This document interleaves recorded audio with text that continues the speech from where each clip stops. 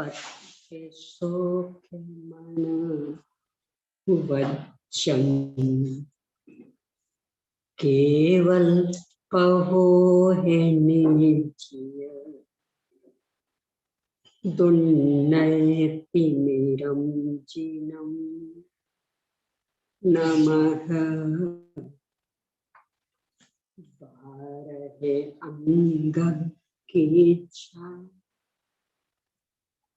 बियलिए मले मूरे तन से तिलया विवे बर चरण पूसा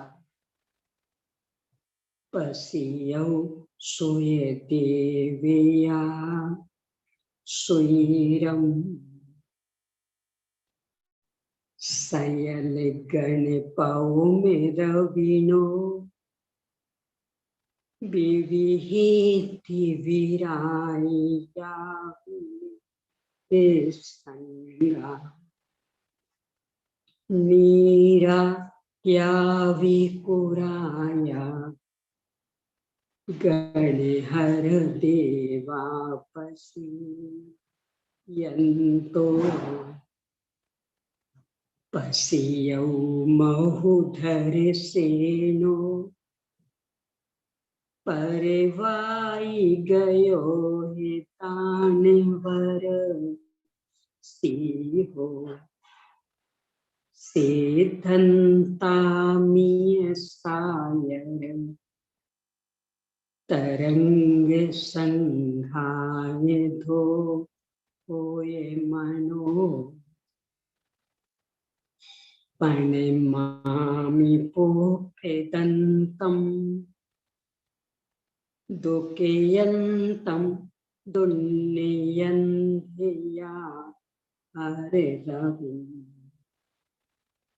वग शिव मग कंठे मिसि समी वयं सया दंतम पणिमह कय भूये बलिम केसे पास परिभू ये बलिम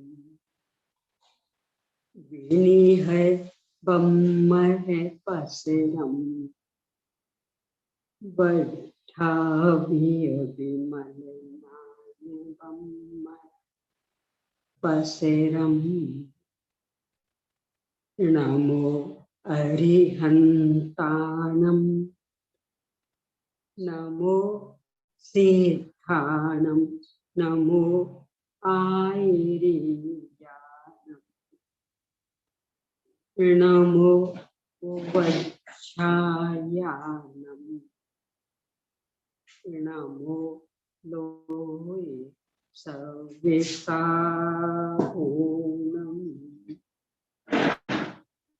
ओम ह्रीं श्री अरहंत सिद्ध आचार्य उपाध्याय साधु पंच परमेष्ठिभ्यो नमः।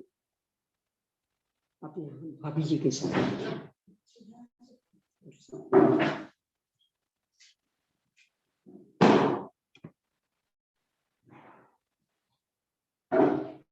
आचार्य श्री धरसिंह स्वामी द्वारा प्रदत्त ज्ञान को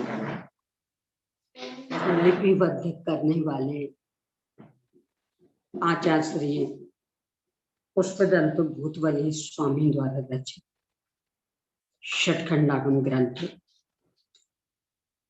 इसके प्रारंभ 5 खंडों पर आचार्य श्री वीरसेन स्वामी द्वारा रचित धवला टीका विषय क्रमशः चलते हुए मंगल संबंधी विविध विचार विमर्श के बाद मार्गना का स्वरूप और उसके भेदों के स्वरूप पर चर्चा के बाद में शताधि 8 योगों के क्रम का औचित्य और उनका संक्षिप्त स्वरूप इसके बाद भेद अभेद विवक्षा में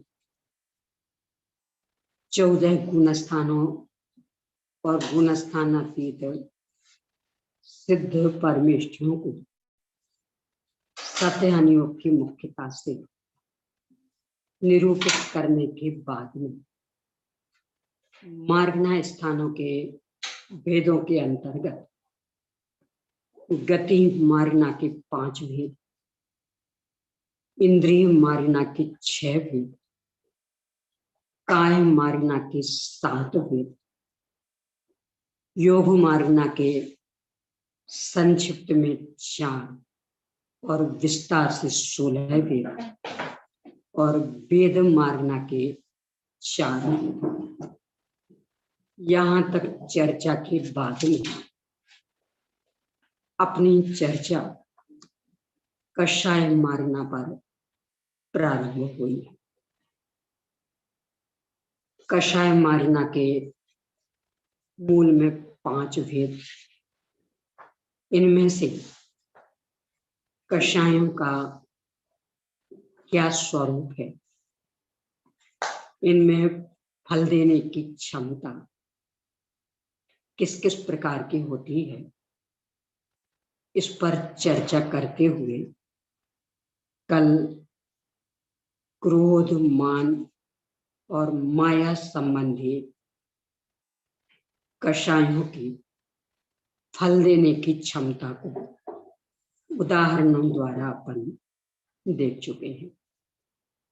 आज लोभ कषाय पर चर्चा है, पेज नंबर 352 पर गाथा नंबर 177 द्वारा। कल प्रश्न क्या था अंत में? अंत में मैं बताऊं? हाँ,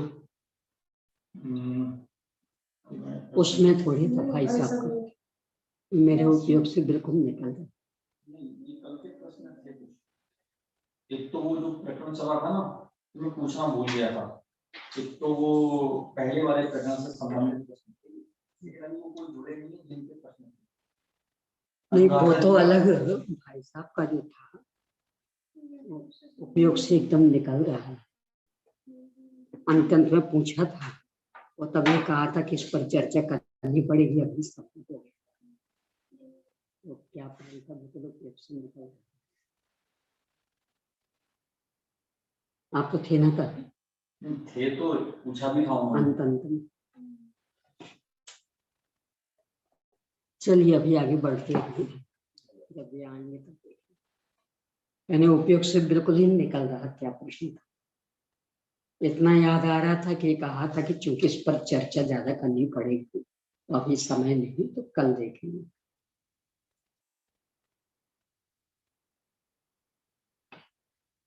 याद आ रहा? 1 मिनट में सुनता रहूं, 1 मिनट में सुनता रहूं। नहीं, यूट्यूब बंद पे कर दिया तो था। रिकॉर्डिंग है ना? नहीं वीडियो बंद कर दिया था। हाँ, नहीं बंद हो गया, वो तो रिकॉर्डिंग के बाद नहीं हुआ था। जी नहीं हुआ था, अभी बढ़ा लो ना। इसमें आगे इसमें फिर सुना जाएगा, इसमें वही आ जाएगा, इसमें सारा पूरा इसमें चला जाएगा।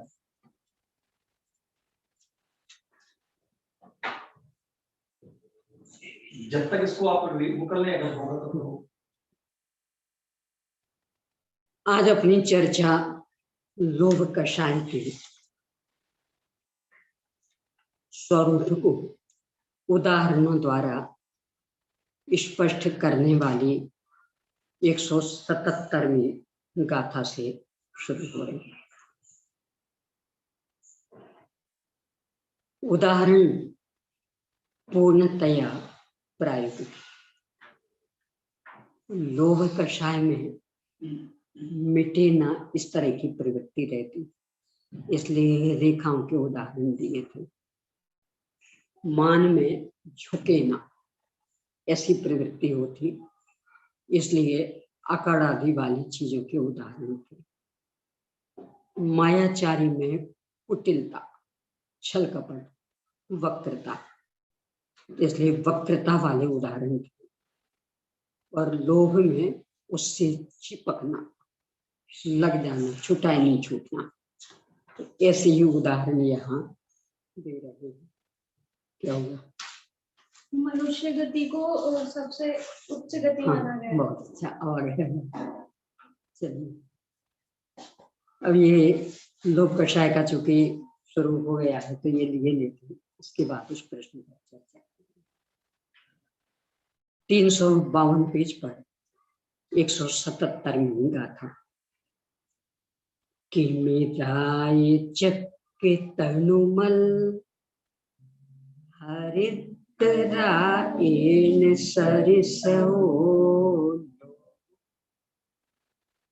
नार तेरे खे मानुष देवे सुपायो कंसो। लोह कषाय 4 प्रकार का है। तीव्रतम लोह कृमि राग के समान। कृमि राग, ये जो वोट देने जाते तो वो जो नाखून पे लगाते हो, कितने कितने दिन तक नहीं छूट। अथवा ये जो धोबियों के यहाँ जिनके कपड़े जाते तो वो निशान लगा लेते, कपड़ा फटते फट जाएगा पर वो निशान नहीं छूटेगा। वो है कृमि राग का निशान, इतना पक्का। तो ऐसा लोभ कि जिस चीज की लालसा हो गई मरते दम तक नहीं छोड़ेंगे, उसको पा करके ही रहेंगे। जो घरों में भी जैसे अनेकों हो तो अपने अपने कपड़ों पे वो निशान लगा लेते, कपड़ा फटते फट जाएगा पर वो निशान नहीं जाएगा, इतना पक्का। वो कृमि राग का, उसको ही आजकल कृत्रिम करके बना देते हैं मोल में। पहले वो कृमि राग एक पेड़ का फल है, पेड़ का नाम कृमि राग, उसका फल, उसको पीस करके वो बनाते थे तो वो छुटाई नहीं छूटे।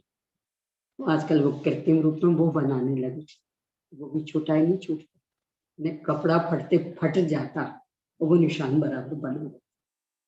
नाखून पे भी जो लगता कितने कितने दिन तक बराबर रगड़ रगड़ के भी छुटाए व्यक्ति तो भी नहीं छूटता, ऐसा पक्का। हाँ, पर ऐसे नहीं छूटता, इतना पक्का।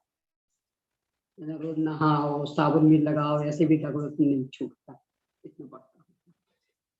तो ऐसे ही तीव्र तब लोग, यानी जिस विषय को लेकर लोभ पैदा हो गया कि ये तो हमें चाहिए, तो हर कीमत पर चाहिए, मरने की कीमत पर भी चाहिए, ये तीव्रतम। फिर तीव्रतर चक्रमल के समान, यानी पहियों आदि में जो ग्रीस लगाते, आजकल ग्रीस चलने लगी, पहले ओंगन चलता था, अलग से वो गंदे तेल में कपड़े आदि को जला करके उसको मिला के एकदम काला हो जाता था। उसका निशान लग जाए तो वो भी आसानी से नहीं छूटता। आजकल उसके बदले ग्रीस चलने लगी तो उसका भी निशान आसानी से नहीं छूटता। यानी कहीं भी कपड़े में लग जाए तो पेट्रोल लगा के रगड़ो तो बड़ी मुश्किल से जाए, साबुन से तो जाते नहीं। ऐसे ही तीव्रतर लोग, किसी वस्तु की इच्छा हो गई तो वो भी इस स्तर की।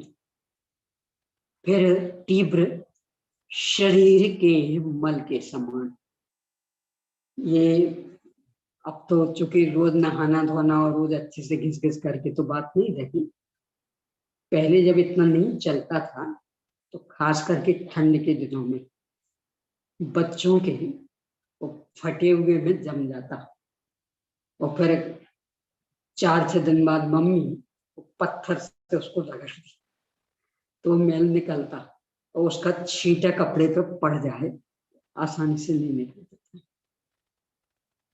पर फिर भी गीला करके ऐसा रगड़ो तो निकल जाता था। तो वो शरीर के मल का। तो ऐसे ही तीव्र लोग और मंद हल्दी के रंग के समान, कि हल्दी का रंग लग गया हो, उस कपड़े को गीला करके धूप में रख दो, अपने आप हो जाएगा, उसको धोने के लिए नहीं है अवसर। तो ऐसे ही मंद लोभ ऐसे ही निकल जाएगा। यह है क्रम से नरक, त्रियंच, मनुष्य और देवगति का उत्पादक है।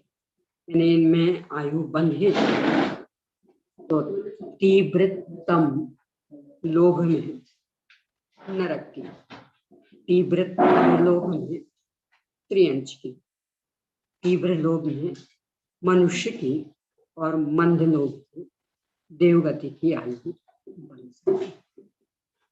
अब अपन कल के प्रश्न पर चर्चा करेंगे। बहुत अच्छा प्रश्न है कि वैसे तो मनुष्य गति को सर्वोत्कृष्ट कहा जाता है, और यहाँ जब जब भी गति की चर्चा होती है तो हमेशा देवगति की श्रेष्ठता, यानी अंत में देवगति की चर्चा करते, तो देवगति श्रेष्ठ है कि मनुष्य गति श्रेष्ठ है। इसका समाधान साधुवाद। वास्तविकता तो ये है कि कोई भी गति श्रेष्ठ नहीं है। एकाग्रता से सुनिएगा इसको। कोई भी गति श्रेष्ठ नहीं है। सभी गतियां अपने पूर्वकृत अपराधों की सजा भोगने के स्थान,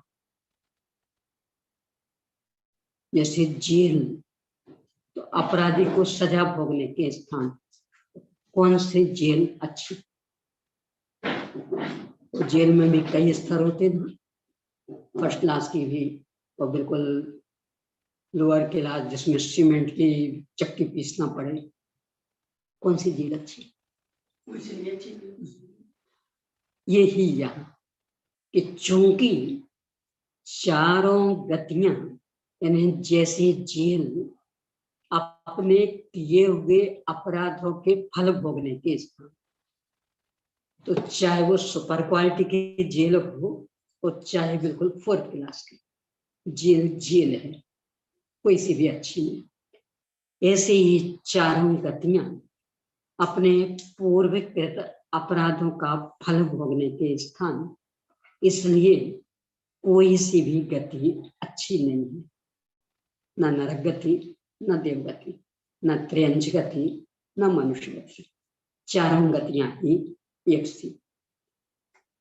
अब जो मनुष्य गति को अच्छा कहा जाता, उसके पीछे कारण ये कि यद्यपि आत्म कल्याण का अवसर चारों गति में विद्यमान, यानी स्वयं पर का भेद विज्ञान चारों गतियों में कर सकते, अविरत सम्यक्त दशा चारों गतियों में पा सकते, परंतु मनुष्य गति में इससे आगे भी बढ़ने के अवसर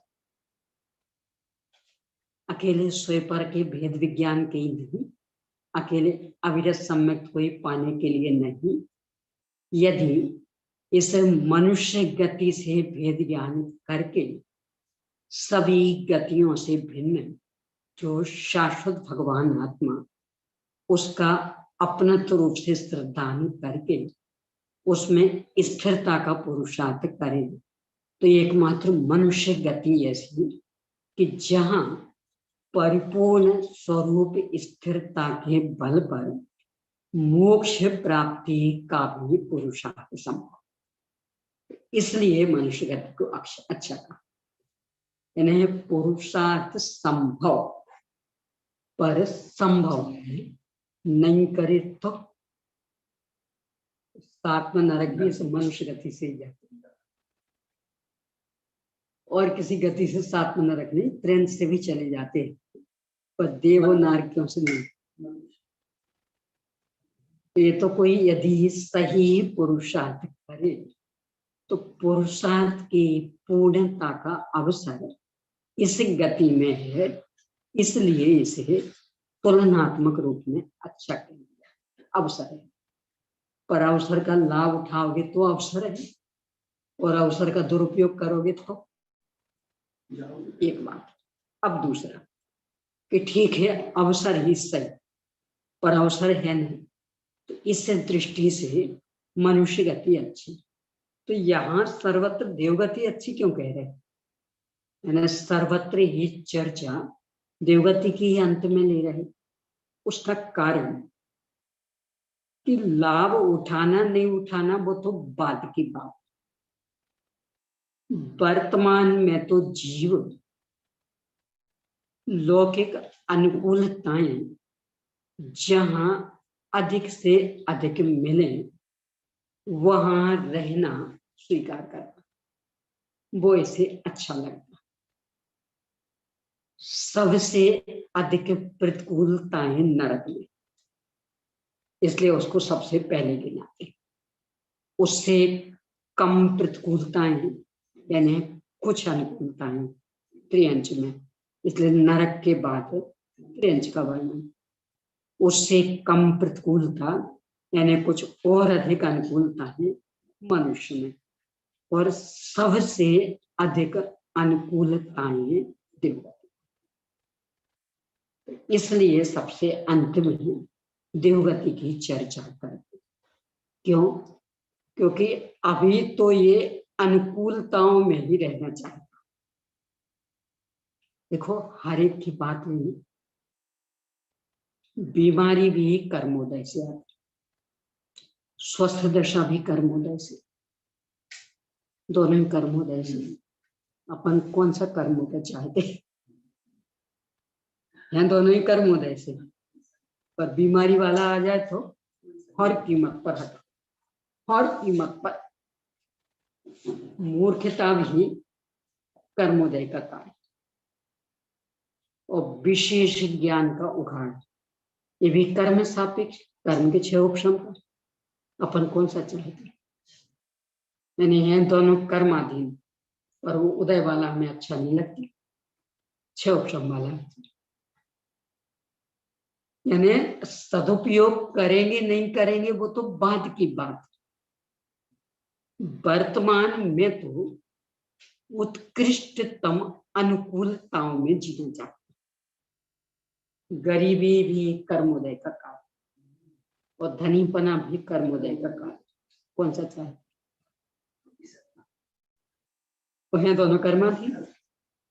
तो काला कलुटा शरीर ये भी कर्मोदय का कार्य है, और अच्छा गोरा बुरा सर्वांग सुंदर शरीर ये भी कर्मोदय का कार्य।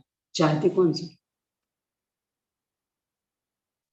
यानी कह तो लेते कि सब कर्माधीन, कौन सा स्वीकार? तो प्रतिकूलता वाला, निरंतर अवज्ञा करने वाले परिवार के व्यक्ति मिले, कुटुंबी मिले, वो भी कर्म सापेक्ष। और हाथों हाथों झेलने वाला परिवार वो भी कर्म सापेक्ष। चाहते कौन सा है? यानी प्रतिकूलता नहीं चाहता, अनुकूलता चाहता। तो इसलिए वर्तमान में अनुकूलताओं में सर्वाधिक अनुकूलताएं जहां हैं उसे सबसे अच्छा माना जाएगा।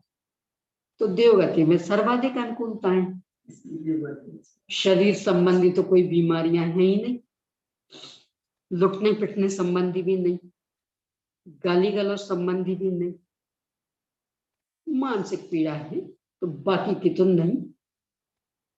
जन्म मरण भी बहुत लंबी आयु बाद, यहाँ का जैसा नहीं 70 80 90 साल में फिर मरना फिर जन्म, वहां ऐसा नहीं, बहुत लंबे काल बाद।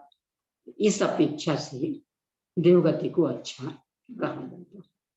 एक दूसरा भी कारण, यद्यपि वहां से पूर्ण स्थिरता का पुरुषार्थ कर पाना संभव नहीं है, चौथे गुण स्थान से आगे बढ़ने का भी पुरुषार्थ संभव नहीं। छायोपशमिक सम्यक्त को छायक में बदलने का पुरुषार्थ भी संभव नहीं। तथापि चतुर्थ गुण स्थान संबंधी विशुद्धता अधिक से अधिक बढ़ाने का पुरुषार्थ संभव। आराम से तीर्थंकरों के समूह में जाके और हमेशा बने रहना।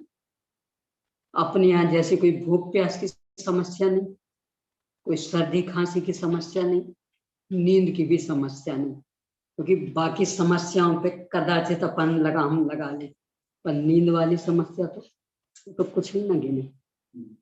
यानी मंदिर में बैठे बैठे भी आ जाए, भगवान के सामने भी आ जाए, वहां वो भी समस्या नहीं। यानी यहाँ जिन जिन समस्याओं से अपन कुछ अधिक ही परेशान रहते, यानी सबसे अधिक परेशान है नींद की। क्यों? वो कुछ गिनती नहीं। यानी भूख में तो फिर भी सब इतने बड़े लोग बैठे, अभी कैसे भोजन करें इनके सामने, और नींद में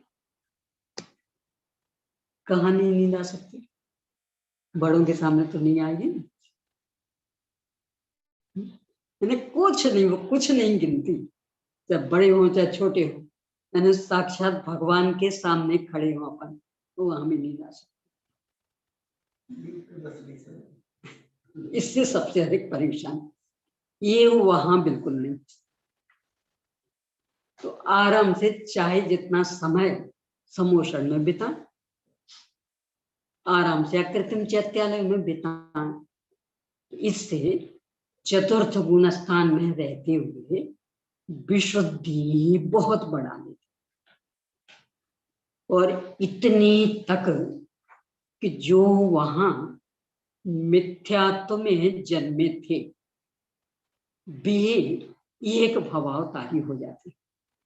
सचेंद्रानी क्या है? स्त्री पर्याय मतलब नियम से मिथ्यात्व में जन्मी, और ज्यादा से ज्यादा आगे बढ़ेगी तो चौथा गुण स्थान, और विशुद्धि इतनी बढ़ा ली एक भाव न, वहां से मर के मनुष्य और नियम से मोक्ष।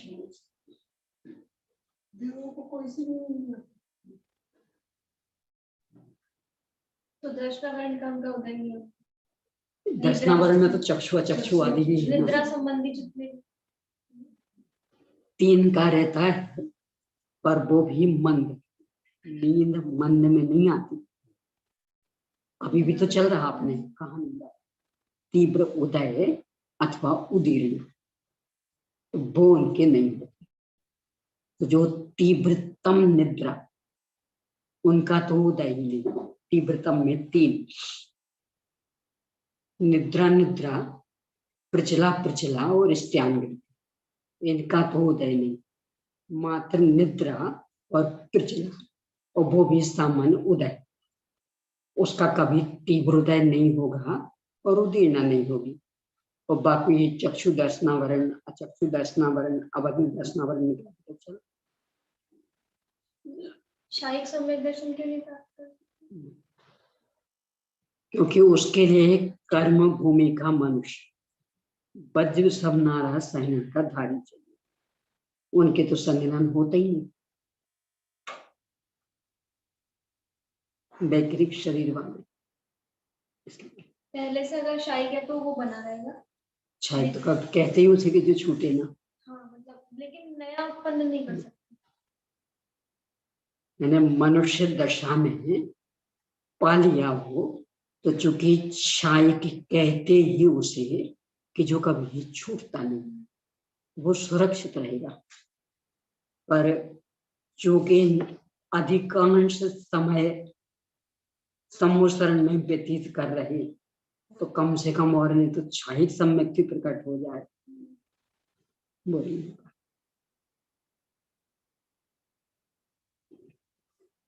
तो विशुद्धि इतनी ही बढ़ सकती कि मिथ्यात्व दशा में जन्म लेने वाले एक भवावतारी हो,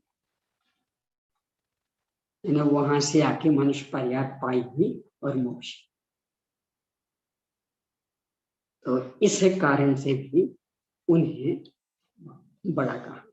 ये दूसरा कारण। तीसरा, मनुष्य गति से सब दरवाजे खुले, यानी बिल्कुल बहुत बड़ा जंक्शन, मतलब दिल्ली जैसा, मुंबई जैसा, कि जहां से सबके लिए गाड़ियां छूटती। देवगति बहुत बड़ा जंक्शन नहीं है, बहुत छोटा जंक्शन, यानी वहां से नरक में नहीं जा सकते, वहां से देव में नहीं जा सकते, भोग भूमि में नहीं जा सकते, विकल्प त्रय में नहीं जा सकते, दूसरे स्वर्ग तक के ये केंद्रीय हो सकते हैं, पर उसमें भी अग्नि का एक नहीं, वायु का एक नहीं, और साधारण वनस्पति का एक नहीं, मात्र पृथ्वी का एक, जल का एक, और प्रत्येक वनस्पति का एक।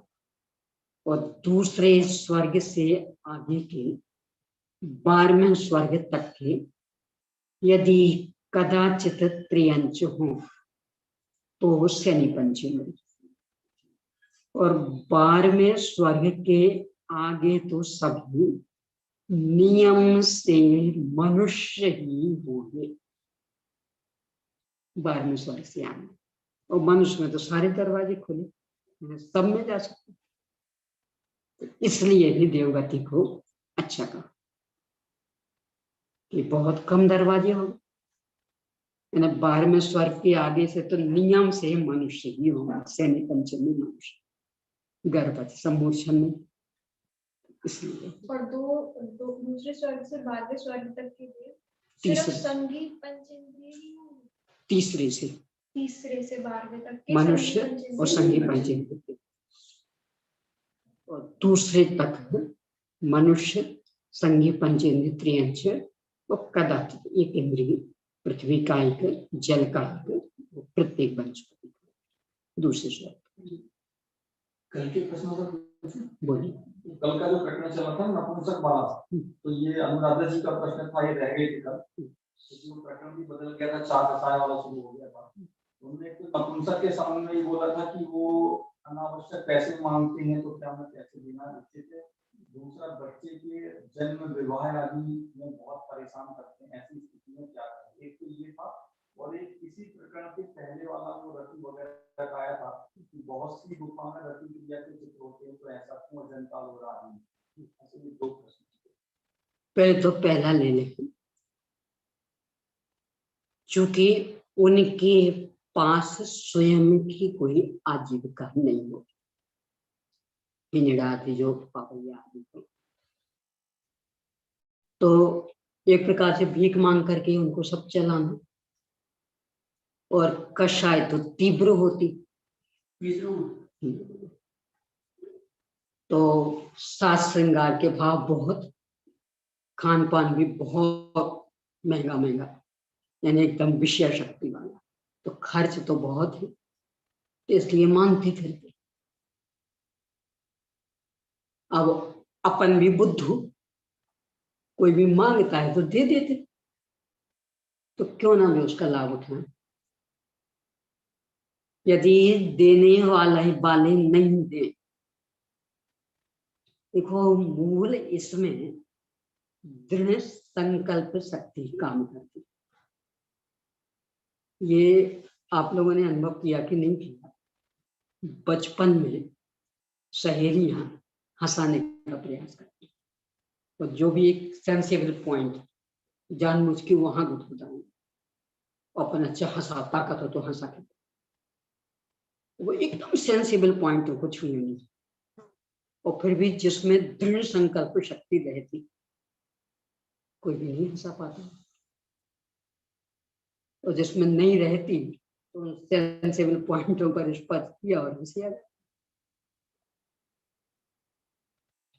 अपन जो हारते हैं उसका मूल कारण दृढ़ संकल्प शक्ति का अभाव। दूसरे भी जो परेशान कर डालते उसके पीछे भी यही कारण। अपने को पता है कि हिजड़ा लोग इस तरह का दुरुपयोग करते, यानी खूब अच्छी विषय भोग की प्रवृत्तियां, खान पान में भी बहुत, यानी मांस शराब आदि तो एकदम सामान्य। क्या कर लेंगे, घर में घुस के बैठ जाते हैं जी। बैठे रहेंगे, कर क्या लेंगे? नहीं कुछ नहीं कहते। मेरे जब बनी के समय जब मेरे आए और मैंने पैसे 11,000 5,000 मैंने 500 एक बार देखी 500 रुपये आपको लेना नहीं ले गए। बहुत बददुआ को सब लोग मुझे बोलने लगे इनकी बददुआ खराब है। मैंने कहा लग जाने तो मेरे बच्चे का होगा हो जाए कुछ नहीं, वरना वो पैसे ले गए एक पैसा नहीं लगा। मैंने अपने दृढ़ संकल्प शक्ति चाहिए। मान लो मैं तो कहती हूँ यहाँ आके भी बैठ गए, हमने संकल्प कर लिया नहीं देंगे नहीं देंगे नहीं देंगे, बैठ रहे कर ले, उसका मुंह स्वतंत्रता। जैसे नहीं जाते हैं हमारे दिल्ली में अरे आगे के उसमें जंजीर उतर वाली नहीं गए और बस तो इतना बैठ गए कभी कर क्या लेंगे? मेरा कहना है कि नहीं जाएंगे, बैठे रहेंगे, कर क्या लेंगे?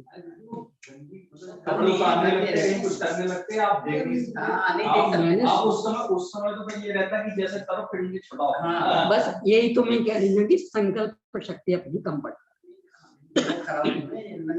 क्योंकि मैंने भी खुद देखा है।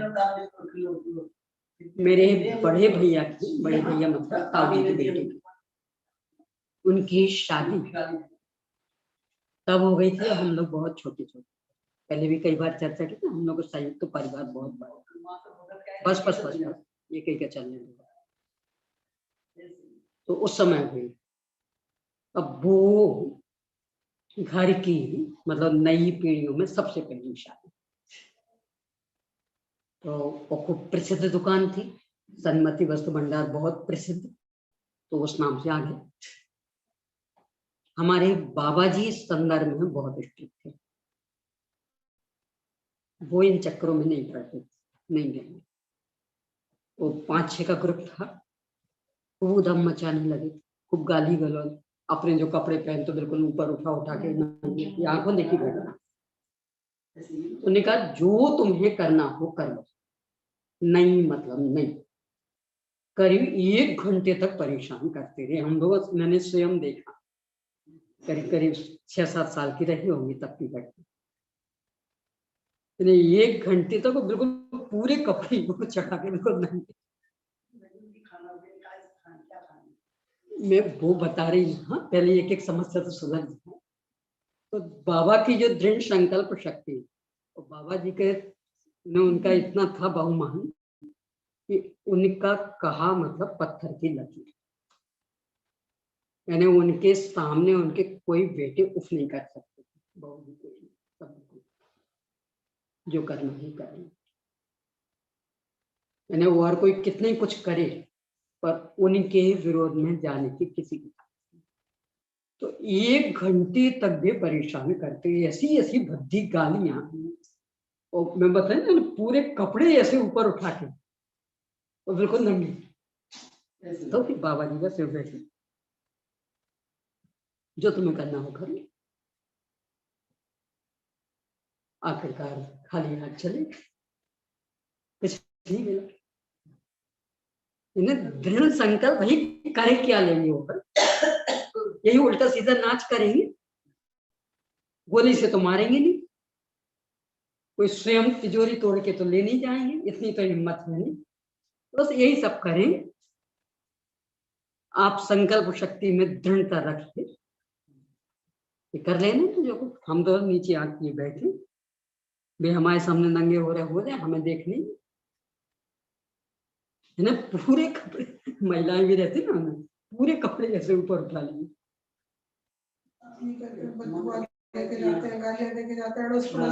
अपनी यदि संकल्प शक्ति दृढ़ हो, अपने यहाँ अभिशाप और वरदान के लिए अवसर है, मैं खूब आशीर्वाद दूं, तब तो नहीं मरोगे ना, क्यों? आशीर्वाद दिया ना मैंने, बोलो। यानी अभिशाप और आशीर्वाद में दम क्या है? ये तो कर्माधीन स्थिति है। यानी किसी का अभिशाप और आशीर्वाद कर्म सिद्धांत को चुनौती दे सकता, उस पर भरोसा रखो। कृष्ण को गर्भ में आने के पहले से अभिशाप मिल गए, और जन्म लेने के बाद निरंतर रोज उसको मारने मारने मारने मारने के सारे षड्यंत्र मार पाए, और जब मरने का काल आया तो सगे भाई, सगा नहीं सौतेला भाई थे, पर पिता तो एक ही थे। तो कर्म सिद्धांत पर विश्वास हो और अपनी संकल्प शक्ति दृढ़ हो। मैं तो कई बार अनुभव स्वयं भी किया और दूसरों में भी देखा कि जहां जहां अपन हारे, मात्र दृढ़ संकल्प शक्ति के अभाव से, चाहे अपन हारे हो चाहे दूसरे, और जहां जहां भी जीत हुई दृढ़ संकल्प शक्ति के अभाव से। काम कोई कठिन और सरल नहीं, दृढ़ संकल्प शक्ति आपको जिता देगी, और संकल्प शक्ति कमजोर हुई तो हारी। यही स्थिति है होली आदि की, ये भी कई बार मैंने देखी। तो चंदा लेने आते, नहीं देंगे। देखो सेठ जी ध्यान रखना, पिछले साल का उनका देखा था ना, वैसा होगा तुम्हारे घर कि तुम्हें जो दिखे सो कर दो, नहीं देंगे मतलब नहीं दिया, नहीं दिया। सुबह से ही भ्रष्टा से भरे खड़े थे, नाली का कीचड़ भर भर के दरवाजे पूरे बाहर पूरे वो मतलब नहीं देंगे मतलब नहीं। सेठ जी सफाई में उतने ही लग जाएगा, उससे चौगुना लगा देने पर तुम्हें नहीं देंगे एक पैसा करते। अब जब लगा ये तो पसीजने वाले हैं नहीं, सफाई करने के करवाने के नाम पे भले उससे चौगुना दे देंगे पर हमें नहीं देंगे, अपने आप अगले साल शांत। दृढ़ संकल्प शक्ति सबको पछाड़ दे। ये तो आंखों देखी घटना है। मेरे बाबा जी का बहुत रहता था इस संदर्भ में, किसी भी गलत काम में कतई नहीं, वो कह देती मुंह पे तुम यही करोगे ना, हम जानते हैं कि सफाई कराने में 10 गुना खर्च हो जाएगा, चलेगा, पर तुम्हें नहीं देंगे। तो वो इसमें कि जब 10 गुना खर्च करेंगे तो हमें क्यों देख और आकर देखना पड़ा। अगले साल से रास्ता साफ करने कितना परेशान कर सकता आखिर को, एक सीमा रहेगी। तो अपनी संकल्प शक्ति दृढ़ हो तो छुटकारा है मेरे साथ। हाँ अब अगला दूसरा पढ़ा था, वो आजीविका की बात रही थी, उनकी आजीविका कैसे होगी? नहीं इनका पहले चलो आजीविका का। अब तो समस्या नहीं रही, क्योंकि अब तो सरकार ने उनकी जिम्मेदारी संभाल ली, उनके स्कूल कॉलेज भी खुल गए और उनके लिए दुकानें भी खुलवा दी, कर्ज भी देने लगी, तो अब तो समस्या ही खत्म। और पहले भी समस्या अपन ही बनाई थी, क्यों? हाथ पैर तो उनके व्यवस्थित हैं, विकलांग तो है नहीं। यदि आपने ये सब नहीं दिया होता तो अपने आप भी काम करते, सिर पे किसने चढ़ाया था? आपने इसे हम देना शुरू किया, तो जब मुफ्त में हमें मिल रहा तो हम कमाए क्यों? तो मोह मांगा मिल रहा तो हम मेहनत क्यों करें?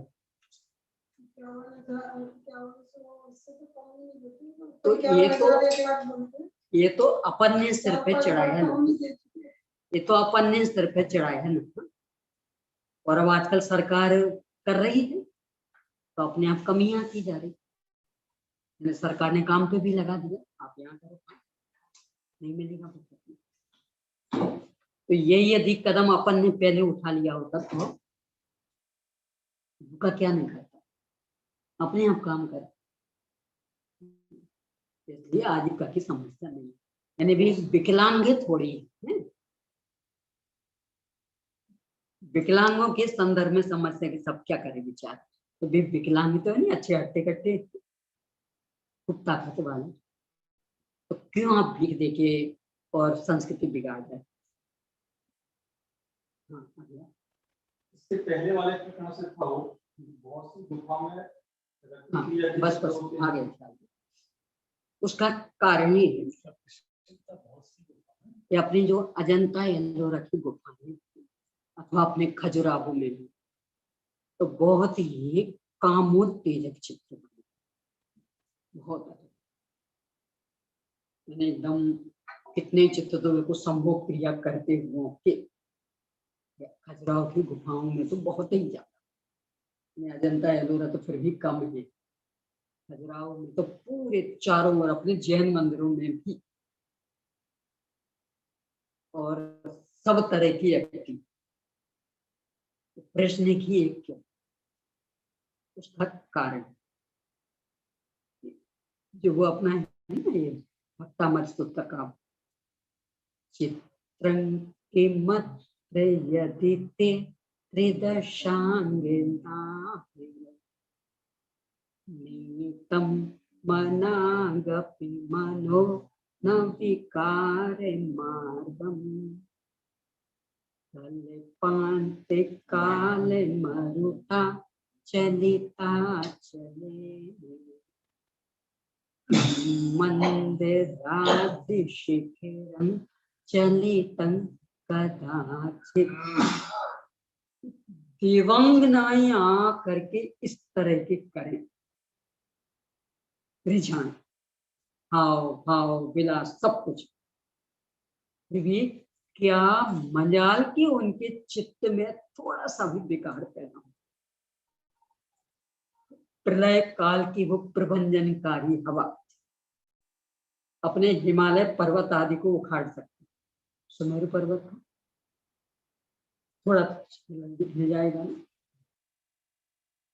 इसके लिए इन गुफाओं में आत्मा राजकों ने निवास किया है, ऐसे ऐसे चित्रों के बीच में। आप देखने जाते, हमसे तो देखे नहीं जाते, तो आंखें नीची कर क्या बना के रखे। और वे भीतरागी संत तो वे इसलिए बनाए कि आप अपने मन को मजबूत बनाए।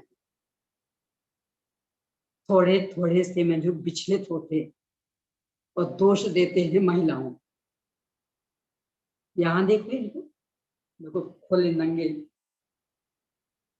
ये गंदी दो कोने दिखाती है। कोई तो कहा कि मुनि महावास ना करे स्त्री आदि, जहाँ स्त्री पशु भी है। हाँ, और कहाँ ये चित्र कहाँ वास करे, चित्रों में वास करे। शायद बात शैली है, जानबूझ करके हम ऐसे स्थलों पर नहीं रहेंगे,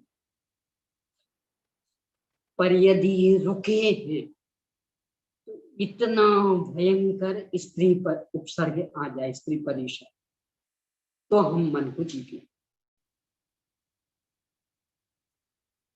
हर चीज में जानबूझ करके हम कांटों पे नहीं चलेंगे, पर यदि चुभ जाए तो हम तुरंत पर परिषद को जीतेंगे, फिर उसके पीछे हाय हाय नहीं करेंगे।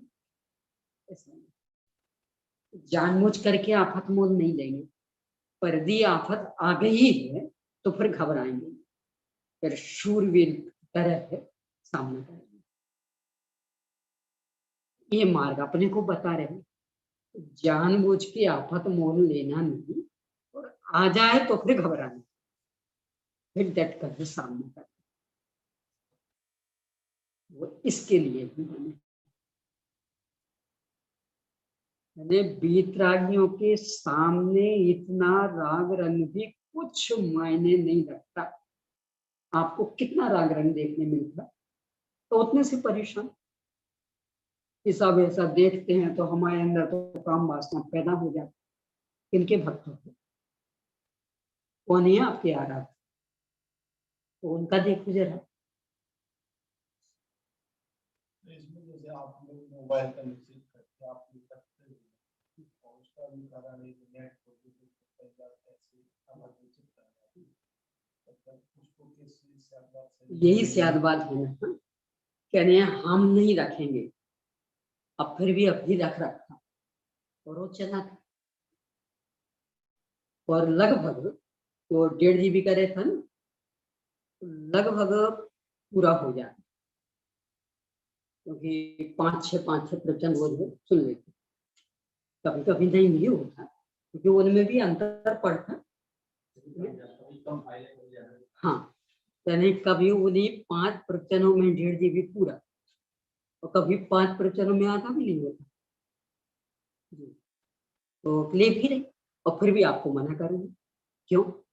यदि आफत आ गई सदुपयोग करो, और फिर पकड़ में रख ही दिया तो सुन लो प्रवचन, और आपको दे दे तो आप तो बंदर जैसे हो, प्रवचन तो नहीं सुनोगे, तो पता नहीं क्या क्या देखोगे, तो मना करेंगे आप मत लो।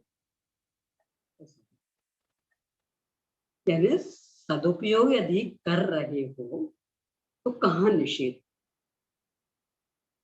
और सदुपयोग नहीं करो जब सब हाथ में आ ही गया और फ्री पॉकेट में, कौन देख रहा क्या देख रहे हैं, हम देखते रहो, अपना समय बर्बाद करोगे। ये जो मेरे से शिकायत आती कि सब इतने दिन लगे व्हाट्सएप पे भेजे हुए आपने देखे नहीं, मैं खोलूं तब देखो ना, उसकी आवश्यकता ही नहीं, मैं तो प्रवचन सुनने जो सेट कर रखे बस वो खोले और अपने सुनती रहती। व्हाट्सएप पे क्या क्या भेजा हमें पता ही नहीं, जब आप कहोगे कि सब हमने वो भेजा तो समय देख लेंगे। यानी ये हर चीज में है, यदि आप उसका उचित उपयोग करते हैं तो कोई निषेध, और दुरुपयोग करते हैं, कोई यहाँ मोक्षमा प्रकाशक में जो उदाहरण दिया कि कहा पढ़ाई घर नहीं जाना, किसे कि जो खुशी दुख प्रवर्तन करती उस, और जो पराये घर जाकर के भी यदि सती रहती, अपना शील सुरक्षित रहती, तो कौन निषेध कर, जाओ खूब। ऐसे ही यहाँ यदि आप इन संसाधनों का बहुत अधिक दुरुपयोग करते, अपने समय की बर्बादी, शक्ति की बर्बादी, परिणामों में विषय शक्ति, तो कहेंगे छूना मत, तो कदाचित मिल गया हो तो लाभ उठा लेते, कि वैसे तो ये प्रवचन सुन ही नहीं पाते क्योंकि कितने ही तो अभी हैं ही नहीं, और हैं तो अपने को सहज उपलब्ध नहीं होते, चलो इसमें है तो चलो सुन, तो कोई बात नहीं सुन। ऐसा से हर संदर्भ में लगाना, तो ऐसा है यहाँ, यानी वो ये बताना चाह रहे थे कि आप जो है कि सब क्या करें, ये ऐसी फैशन आधे नंगे कपड़े पहनते, दृष्टि जाती है तो विकार हो जाता। उपासक किनके हैं आप, इनको देखो जरा, एक पूर्ण नग्न दिगंबर, अपने यहाँ जिनसे स्वामी की आती घटना महापुराण के लेकर, महापुराण में माता मरु देवी की सुंदरता का नक्शे शिक्षक बहुत सुंदर कर, ऐसा कि पढ़े तो व्यक्ति कम होती है।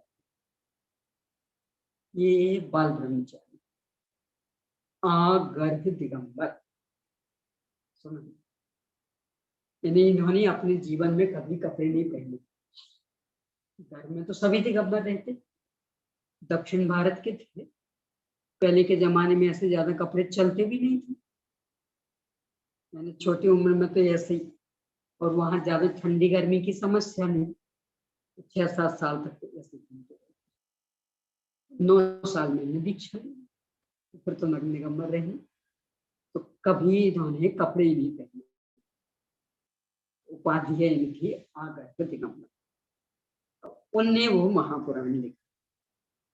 तो माता मरुदेवी के सौंदर्य का इतना गजब का चित्र है, कोई भी पढ़ता तो वो कामा सकते हैं। तो लोगों ने राजर्षि शिकायत कर दी कि साहब ये अपने को बाल ब्रह्मचारी कहते, देखो जरा इनकी रचना, हम तो पढ़ते हैं सुनते हैं तो विषय शक्त हो जाते, ये कैसे ब्रह्मचारी रहे होंगे। तो राजा ने चुनौती दी डाली, पढ़ के सुना सुना कहाँ, जहां आप कहो, राज दरबार में बैठ के जैसा आप कहो, नीचे खड़े हो, क्योंकि बैठ के मैं तो फिर भी कुछ छिपाने के लिए अवसर, अरे भी खड़े होके उन्हें नग्न दिगंबर बीच उसमें खड़े, और खड़े होकर के वो पढ़, खूब सस्वर और अधिक ही यानी उतार चढ़ाव पूर्वक, सुनने वाले विषय शक्त हो गए, कितनों का ही वीर स्खलन हो गया, और वे बिल्कुल नग्न दिगंबर खड़े, बालक बहर निर्भीक। तब राजा उनके चरणों में गिरा और माफी मांगी और कहा, मैंने आपको निर्भीक। हम लोग सुनकर के विषयासक्त हो गए और आप बिल्कुल निर्विकार। वहां ये बताने के लिए कि हम इनके उपासक, आप निमित्तों को हटाना चाह रहे हैं, अपने उपादान में सुधार करो नहीं, निमित्त में किस किस को हटाओगे? ये आपके जिनको आप पूज रहे, ये ऐसे ऐसे निमित्तों में रहे और फिर भी निर्विकार। ये मार्ग अपना, इसमें स्त्री परिचय में लिखती दास ने बहुत सुंदर काम किया।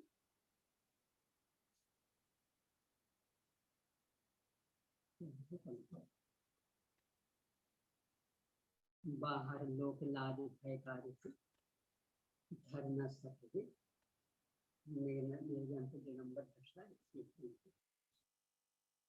अंतर विषय वासना बढ़, बाहर लोक लाज भय कार्य, ऐसा ऐसे ही कठिन सह न सके लोक संसारी।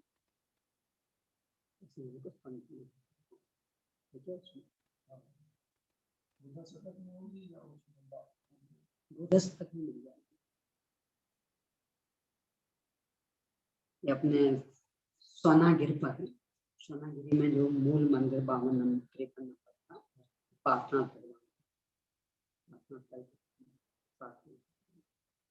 तो वहां चारों वजह 22 परीक्षा, अंतर विषय वासना बढ़ा, उसमें भी, पर उनके वाली में नहीं। ये जो संकलन अपने जयपुर के वो कैलाश चंद्र के छोटे भाई प्रकाश जी ने जो संकलन किया, उनके में अंतर विषय वासना बढ़ते थे, बाहर लोक लाज भय का। यहाँ से शुरू कहना ये चाहते हैं, मूल विषय शक्ति है अपने में, और दोष देती दूसरे को, तो वहां उसको चुनौती दी कि जरा देखो ये है तुम्हारे आराध, ऐसे ऐसे प्रसंगों में भी बिल्कुल निर्विकार, किसके बल पे? उन्हें तो निमित्त नहीं हटाया, निरंतर स्त्री परिषद से थे, तो भक्तम स्तुति में भी उसे याद किया, कोई चलायमान कर पाया?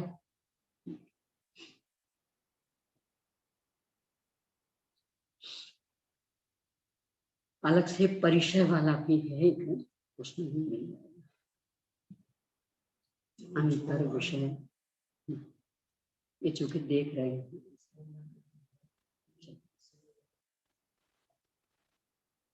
अर्थ उसका यही है, अंतरंग में विषय वासना बढ़ती है और बाहर में लोक लाज, क्या करें?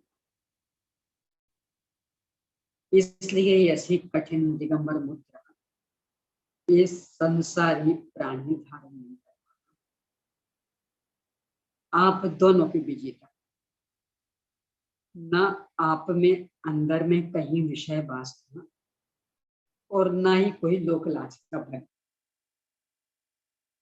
इसलिए कठिन नग्न दिगंबर दर्शन और बिल्कुल निर्विकारी बालक मत,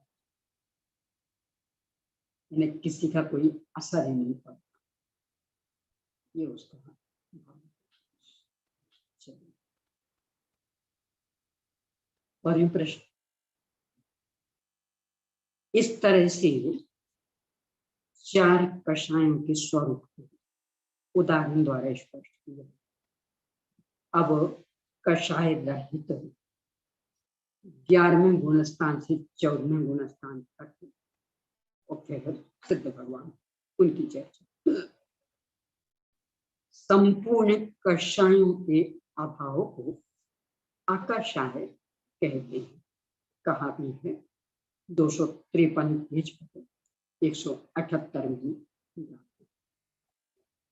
अपरो भय बाधन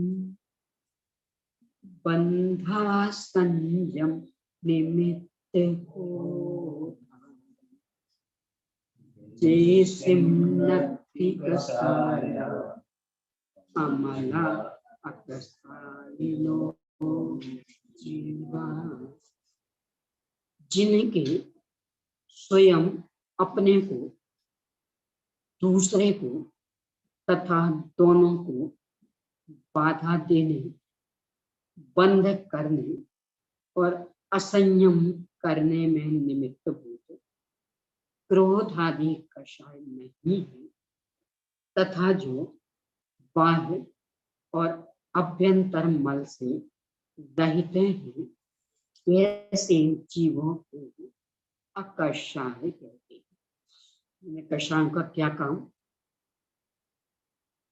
अपने को भी बाधा देते, दूसरों को भी, और अपने और दूसरे दोनों कर्म बंधन कराते और असंयम आदि सारी दुष्प्रवृत्तियों में उलझाते। ऐसी क्रोध आदि सभी कषाय हैं, ये जिनके रंज मात्र नहीं, वे हैं अकषाय वाले।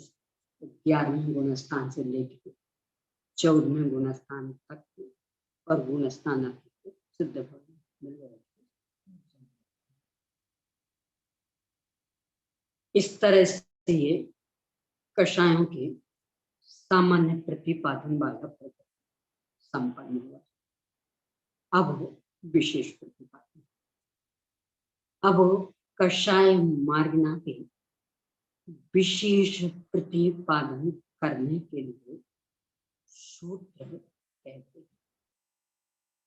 कोध कसाई, माही कसाई, माय कसाई, इंद्रिय पाऊँ जाओ अनियत।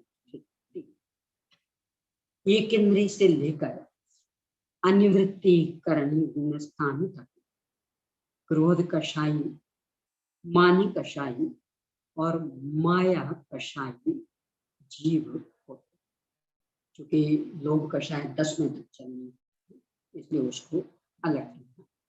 3 का एक समूह बना, एक इंद्र से लेकर 9वें गुणस्थान तक तीनों कषाय। तारतम्य में बहुत अंतर है, पर सामान्य से देखें तो तीनों कषाय। शंका। अपूर्व कर्ण आदि गुणस्थान वाले साधुओं के कषाय का अस्तित्व कैसे पाया जाता? उनको शुद्धोपयोग दशा, जानस्थ दशा, त्रिणी आरोह, और आप उन्हें कषाय कह रहे, वहां कैसे कषाय समाधान नहीं? क्योंकि अव्यक्त कषाय की अपेक्षा वहां पर कषायों के अस्तित्व का उपदेश दिया। व्यक्त तो कषाय नहीं है, पर कर्म का उदय विद्यमान, अवदय का भाव विद्यमान, बराबर उतनी आकुलता भी है, कर्म का बंधन भी चल रहा। इस अपेक्षा से वहां भी कषायों का अस्तित्व सिद्ध किया। नहीं, 10वें के अंत में 6। अभी ये चर्चा 9 में तक। पर ऐसे कोई क्रोध आदि नहीं कि अपने को दिख जाए, पर चल रहे, कर्म का उदय भी चल रहा था, अउदय के भाव भी चल रहे थे, नया बंध भी हो रहा था, उतनी आकुलता भी भोग रहे थे, इसलिए वे इनका शांति।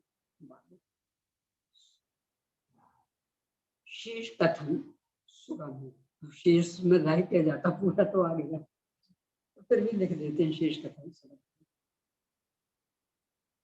अब लोभ का, अब लोभ कषाय के विशेष रूपण करने के लिए सूत्र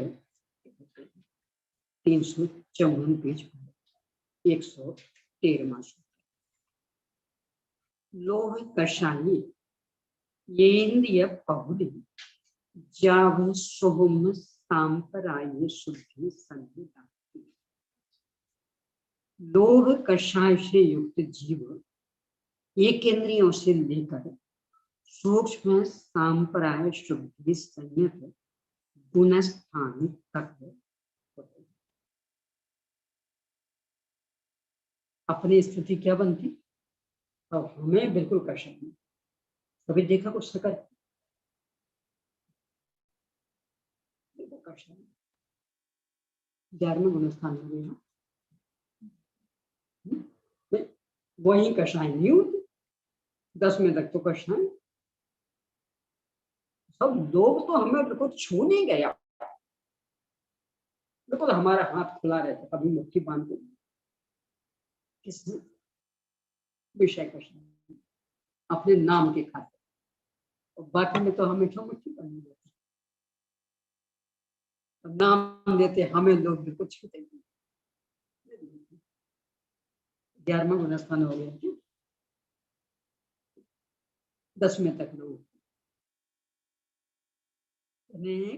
कितने भ्रम में जीते। देखो होता क्या है, पुण्य का तीव्र उदय, सब तरह की व्यवस्थाएं विद्यमान, सब हाथों हाथों झेलते हैं। कोई पागल है कि जो गुस्सा करेगा? मैंने मुंह से शब्द निकला नहीं कि सब झेलने को खड़े, तो गुस्सा क्यों करेगा?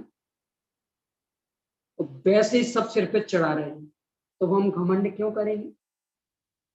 और वैसे ही सब सारी सुविधाएं दे रहे, तो हम छल क्यों करेंगे? छल तो व्यक्ति तब करता कि हमें चाहिए और लग रहा कि नहीं मिलेगा, तो छल करता। अब यहाँ तो बिना ही उसके मिल रहा है, तो यही स्थिति लोभ में, बिना ही उसके सब कुछ मिल रहा, तो अब लोग क्यों करेंगे? तो मूल में वस्तु स्थिति ये, पुण्य का उदय अधिक है, परिस्थितियां ऐसी, कषाय व्यक्त होने का अवसर नहीं, और ये बुद्धू ऐसा कषाय व्यक्त होने के अवसर नहीं होने को मान लेता है कषाय का।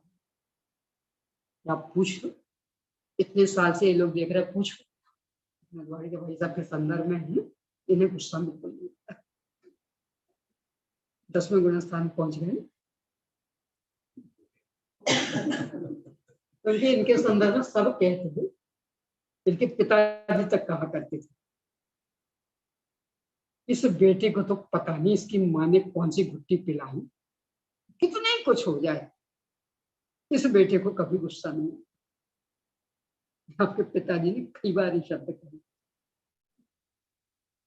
उनसे तो क्या कहती, पर इनसे कह रही, 10वां गुणस्थान हो गया, 9वें तक तो फिर चलता है।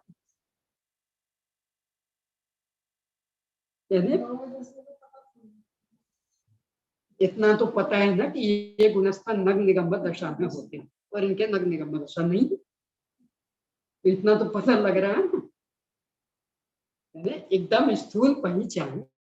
ये गुणस्थान मुनिराजों के होते, और ये तो मुनिराज नहीं है, इसका मतलब नियम से बोले।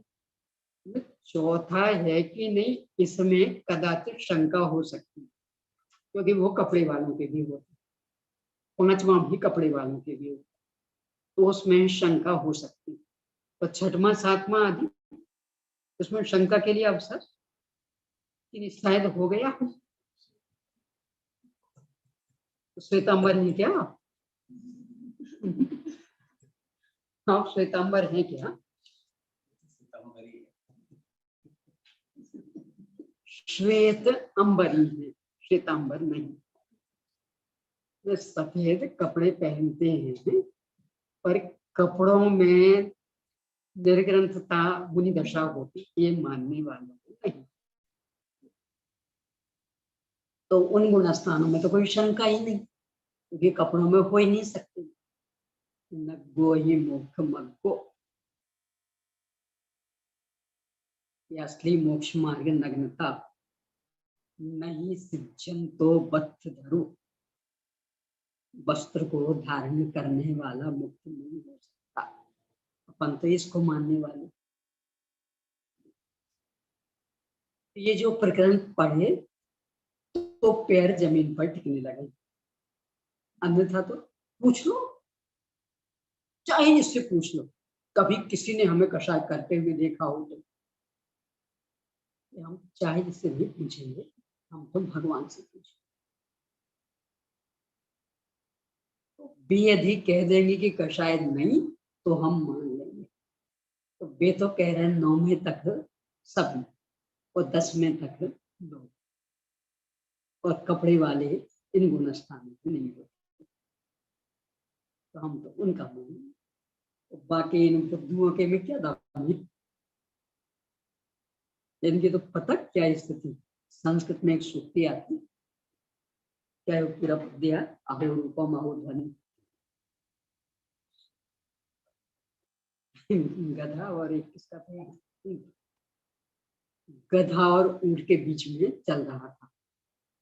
ऊंट बोला क्या आपकी आवाज, अहो ध्वनि। तो गधा महाशय बोले अहो रूपम, क्या सुंदर था। चर्चा किन किन की थी? गधा और ऊंट की। अपनी तो सब ऐसी चलती, आप हमारी प्रशंसा करें, हम आपकी प्रशंसा करें, चढ़ जा बेटा सूली पे, भला करे भला।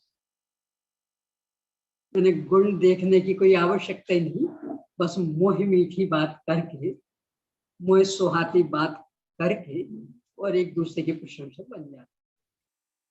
तो इनकी बातों में कौन उलझेगा? हाँ, भगवान ही अधिक कहते हैं कि हाँ ये निष्कर्ष तो मानो। तो भगवान तो 11वें गुण स्थान से आकर्षाई करते हैं, इसके पहले तो कषाय वाणी।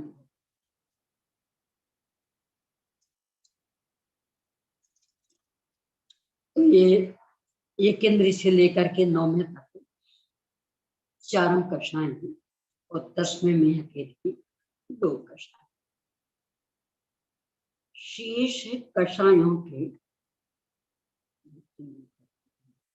लोभ कषाय से युक्त जीव एक इंद्रियों से लेकर सूक्ष्म सांप्राय शुद्धि संयत गुणस्थान तक होते। शेष कषायों के उदय के नाश हो जाने पर उसी समय लोभ कषाय का विनाश बन नहीं सकता। यानी शेष का अभाव 9वें में हो गया, 10वें में अभी लोभ कषाय विद्यमान, इसलिए लोभ कषाय की अंतिम मर्यादा सूक्ष्म सांप्राय गुणस्थान, वहां तक लोभ कषाय। क्या लोभ होगा? ना वहां पैसे का लोभ, ना वहां रूप का लोभ, ना वहां कषाय वाला। चल भी अच्छा, मोक्ष ही सही,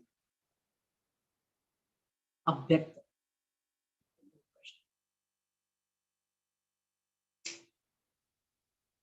कषाय रहित जीवों से उपलक्षित गुणस्थानों के प्रतिपादन करने के लिए सूत्र कहते हैं। 10वें तक तो कषाय, अब कषाय 354 पेज पर 114 कलश, सॉरी 114वां सूत्र।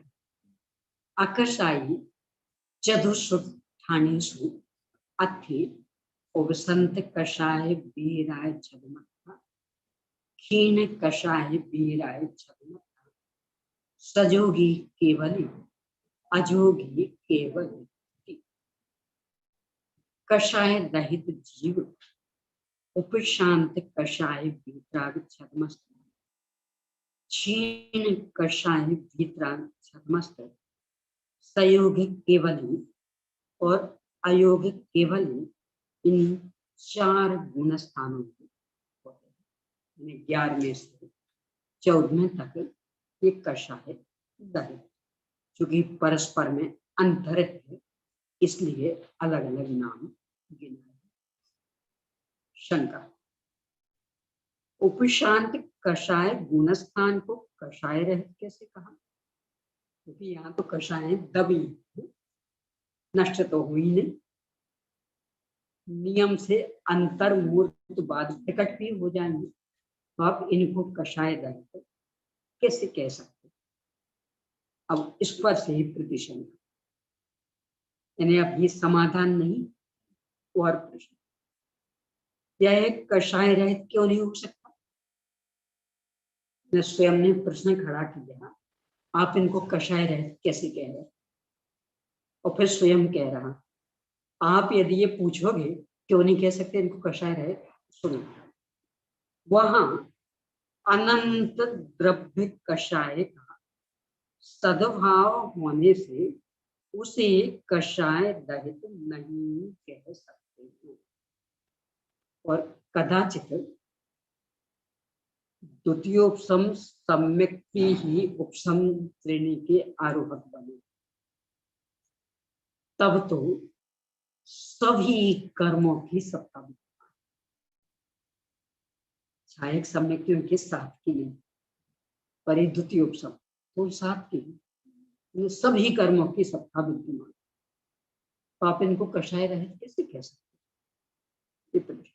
और कितना कितना द्रव्य अनंत, सिद्ध राशि का अनंत भाग, अभव्य राशि का अनंत गुना, इतना कर्म द्रव्य जिनके विद्यमान कषायों वाला भी, उनको आप अकषाई कह रहे? यहां तक ही शंका, समाधान नहीं, क्योंकि कषाय के उदय के अभाव की अपेक्षा उसमें कषायों से रहित पन्ना बन जाता, उदय नहीं है, व्यक्त नहीं है, प्रकट नहीं है। शेष कथन सुगम, सत्ता में स्वीकार, अंतर मुहूर्त बाद नियम से उदय आ जाएगा, ये भी स्वीकार, पर अभी उदय नहीं है, सारी कषाएं दबी, उस अपेक्षा से हम कह रहे हैं ये कषाय। शंका, कषायों का विशेष यानी मार्गनाओं में कथन क्यों नहीं किया? अभी कहाँ चल रहे, आगे अब ज्ञान मार्गना आ रही, अभी तक वेद मार्गना आदि तक पहले सामान्य बता देते और फिर मार्गनाओं में भी उनको बता देते। यहाँ कषाय में ऐसा किया नहीं, सामान्य बता के वश प्रकरण समाप्त, अब अगला प्रकरण ज्ञान मार्गना का शुरू हो रहा, उसको लेके प्रश्न खड़ा किया। यहाँ अपने गति आदि मार्गनाओं को लेकर के इनकी चर्चा क्यों नहीं की? समाधान नहीं, क्योंकि कषायों के सामान्य कथन से उनका मार्गनाओं में कथन करने में कोई विशेषता नहीं है, इसी से इसका ज्ञान हो जाता है, इसलिए आदेश रोकना नहीं। क्या कहना चाह रहे हैं? अभी हमने जो सामान्य कहा ना, एक इंद्रिय से लेकर 9वें गुणस्थान तक 3 कषाय, नारक्योदेवों के 4 गुणस्थान, इसका मतलब उनकी एक कषाय, त्रियंचों के 5 गुणस्थान, इसका मतलब उनके एक कषाय, मनुष्यों के 14 होते तो 9वां उनके, इसका मतलब उनके एक कषाय। फिर आगे कहा एक इंद्रिय से लेके 10वें तक 2 कषाय, तो देव और नारकियों के तो 4 गुणस्थान, इसका मतलब उनके भी 2 कषाय। त्रियंचों के 5 गुण स्थान, तो वे भी 10 के अंदर आ गए, तो उनके भी लोक कषाय। मनुष्य के 14 गुण स्थान, तो वे 10 में 10वें तक तो यही उससे आगे, तो उनके भी लोक कषाय। तो हो गई ना चर्चा। यानी ये जो हमने सामान्य चर्चा की, इसमें गति आदि की चर्चा सामान्य, ऐसे इंद्री की, एक इंद्री से चर्चा की, एक इंद्री से पंचेंद्री तक चारों कषाय वाले, 9वें गुण स्थान तक चारों कषाय, पंचेंद्री तक 10वें में 2 वे भी पंचेंद्री, ये भी सिद्ध हो गया। यानी सामान्य जो निरूपण किया उससे विशेष निरूपण में, यानी गति मार्गना में, इंद्रिय मार्गना में कोई स्वतंत्र विशेषता नहीं आ रही थी, इसलिए अलग से उनकी चर्चा नहीं की यहाँ इस प्रकरण में। बाकी जब दूसरी पुस्तक इसकी शुरू होगी और वहां एक एक पर 20 रूपणाएं घटित करेंगे, वहां तो अलग से एक एक कषाय पर भी पूरी घटित करेंगे। इस तरह से ये कषाय मार्गना का प्रकरण संपन्न हुआ। अब अपन इस पर इस बिंदु को लेकर चर्चा करें कि इसको जानने से लाभ क्या, क्यों ये प्रकरण बताया। पहली तो अभी जो चर्चा की थी कि अपने भ्रम टूट जाते, मैंने बाहर में कषाय व्यक्त करने के कोई प्रसंग नहीं बनते हो तो अपने को भ्रम हो जाता कि हम बिल्कुल निष्कर्ष, हमें कषाय है। और जबकि परिस्थिति क्या थी कि वो अवसर नहीं मिल रहा था। अकेले पुण्य के उदय से नहीं, कभी कभी उल्टा भी पाप के उदय में। यानी मालिक की बात को लेके गुस्सा तो बहुत आता, पर ये डर भी यदि कुछ भी हमने प्रतिक्रिया बताई तो मालिक कह देंगे जाओ बेटा, और हमें दूसरी कोई आदमी कम मिलेगी। तो अभी शाम से ही भोजन के लाने पड़े, अंदर से तो गुस्सा भबक रहा, तो बात ऐसा बहुत अच्छा, बहुत अच्छा, बहुत इसका सही दिख रहा। यही स्थिति मान में भी किस पे अकड़, यदि थोड़ी भी अकड़ बताई तो मालिक गेट आउट कर देंगे, हम तो आजीविका से रहित हो जाएंगे। तो पाप के उदय में भी ऐसी परिस्थितियां बन जाती, यानी उसको लगे कि अभी कुछ भी हमने क्रिया प्रतिक्रिया की तो लेने के देने पड़े, आटे में ही घाटा हो जाए, चुपचाप स्वीकार। कुछ देखने वाले को भ्रम हो जाता, गुस्सा नहीं आ रहा, गुस्सा नहीं आ रहा, मजबूर है व्यक्त नहीं होने देने के लिए। यदि मजबूर नहीं होता तो 10 सुना देता, पर क्या करे, डर लगता, यदि कुछ भी कहा तो अब भी नौकरी चली जाएगी, इसलिए सब सहा।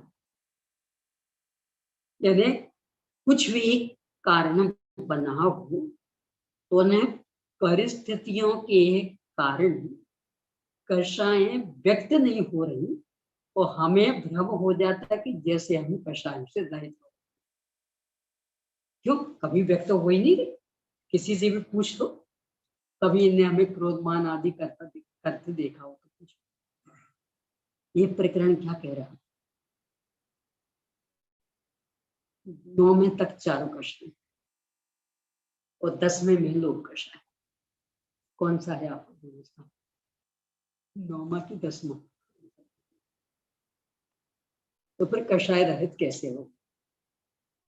तो सबसे प्रमुख लाभ तो इस प्रकरण को समझने से ये कि जिसे भ्रम में अपन जीते, यानी कारणवश कषायों के व्यक्त नहीं होने को हम मान लेते हैं कि कषाय से रहित हो, वो भ्रम ये प्रकरण समाप्त कर देता है। ये सबसे पहला लाभ। दूसरा एक कषाय अवधिक भाव है, कर्म के उदय में होती है, आपकी चीज नहीं है। तो कदाचित तो मंद कषाय हो जाए तो अकड़ना नहीं, वो भी एक कर्म सापेक्ष। और तीव्र हो तो दीनहीन भी नहीं होना, वो भी एक कर्म सापेक्ष। यदि ना मंदता हमारा अंश हो और ना तीव्रता, वो दोनों ही कर्मोदय वाली परिस्थिति है, तो उनको सहज स्वीकार कर। यही स्थिति दूसरों की भी, कोई तीव्र कषाय में धधक रहा हो तो भी कर्म से प्रेरित है, मंद कषाय वाला हो तो भी कर्म से प्रेरित। तो तीव्र कषाय देखकर उसकी विराधना नहीं कर, और मंद कषाय देखकर उसे सिर पे भी नीचे वाले। अपने में यही विकृति होती, उन्हें अपनी धर्मात्मा की पहचान क्या क्या क्या तपस्या सबको छू नहीं पाता, कभी तेज आवाज में बोलते नहीं देखा, और फिर भगवान जैसे पूछने, और जबकि वो सब कर्म सापेक्ष। ये संबंधित प्रश्न है कि कषाय व्यक्त करने में ज्यादा बंद है कि अव्यक्त नहीं करने। बंध का संबंध तो अंदर से है, अब बाकी व्यक्तता व्यक्तता परिस्थिति सापेक्ष, तो उसमें तो व्यक्ति की, इसका मतलब आप उस परिस्थिति से भी टकराए हैं, यानी कषाय वह बढ़ गई। देखो ऐसा नहीं, एक कर्मचारी है तो बराबर उसको लग रहा है ये नहीं गलत किया हमने, पर ये भी लग रहा है यदि हम कुछ भी कहते हैं तो अब भी ये नौकरी से निकाल देंगे, और हमारे पास कोई साथी नहीं, यानी शाम के भोजन के लिए भी खत्म, और फिर भी वो उलझ पड़ता।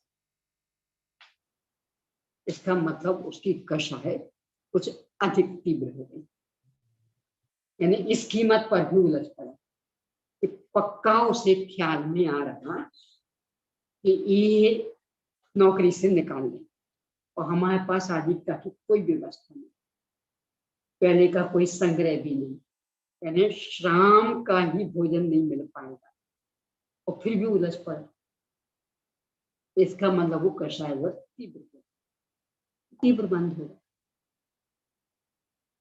नहीं व्यक्त कर रहा था तो बंद नहीं हो रहा था, इस धोखे में नहीं रहना।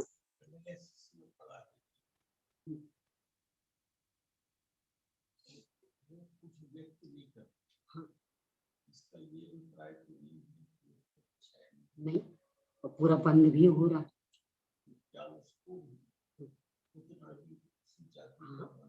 यानी जिस जाति की कषा है उस जाति का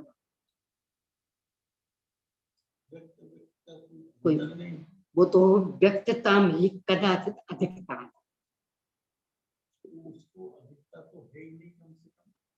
अधिकता नहीं है ये नहीं कह सकते, क्योंकि उल्टा भी जो अपन ने लिया ना, इसी उदाहरण को पलट दिया। मान लो उसको लग रहा यदि व्यक्ति की क्रोध कषाय तो लेने के देने पड़ जाएंगे, तो कषाय तो हाँ, तो कषाय है उतनी, यानी कम और ज्यादा का मापदंड कषाय की तीव्रता और मंदता के साथ नहीं है, कषाय की जाति के साथ, यानी अनंतानुबंधी या प्रत्यक्षानुबंधी जाति, तो मंदता तीव्रता का संबंध उससे। यहाँ व्यक्ति कितनी नहीं, उससे कोई फर्क नहीं पड़ता। यहाँ कह रहे हैं सिद्धांतों की लड़ाई लड़ने में भी कई बार कसाई की व्यवस्था होने से कसाई बढ़ जाती है, उस समय क्या करें? उसमें भी है कि वो जाति वाला, देखो अपन ऐसा लेना, वर्तमान में घटना, एक गुफा में एक मुनि महाराज थे ध्यान स्थित, एक शेर ईश्वर से आए हैं और सुअर ईश्वर से। दोनों को ख्याल में आ गया कि महाराज की गुफा में शेर उन्हें खाना चाहता था और सुअर ने ये संकल्प किया मेरे रहते तू खा नहीं सकता। तो शेर इस तरफ से गुफा में घुसने को तैयार हुआ, सुअर इस तरफ से। दोनों में भयंकर झगड़ा, लड़ते लड़ते दोनों मर गए। दोनों, सुअर भी नहीं बचा, शेर भी नहीं बचा, पर सुअर मर के देव हुआ और शेर मर के नरक में गया। क्यों? कषाय तो दोनों में तीव्र, पर एक को उन्हें खाने की कषाय और एक को उन्हें बचाने की कषाय। बचाने की कषाय ये शुभ भाव और खाने की कषाय ये अशुभ भाव। तीव्रता दोनों की थी, यानी इतनी तीव्रता की जान निछावर कर दी दोनों ने, इतना भयंकर है। पर एक में वो बचाने का भाव हो और एक में मारने का भाव, अंतर कर दिया। एक मर के देव हुआ, एक मर के नारक। ऐसे ही है कि आप सत्य को लेके लड़ रहे या असत्य को। लड़ तो दोनों में रहे, पर किस बात को लेके? सत्य को लेके लड़ रहे तो वो कदाचित शुभ परिणाम, असत्य को ले असत्य का पक्ष लेके लड़ रहे अशुभ परिणाम, कर्म जैसा बन गया। यहाँ एक प्रश्न और आया है, दीदी जी साहित्य संगीत के लिए बद्रवृषभ नाराज सहना जरूरी है क्या? ऐसा सुना है कि कुंद आचार्य विदेश से साहित्य संगीत को लेकर आए, गोमठ साथ जी ने तो उत्तम सहने की अनिवार्यता नहीं बताई, वो कैसे समझना? उनको स्वामी छायक सम्मत लेके नहीं आए, ये पक्का। इसका कहीं उल्लेख नहीं है।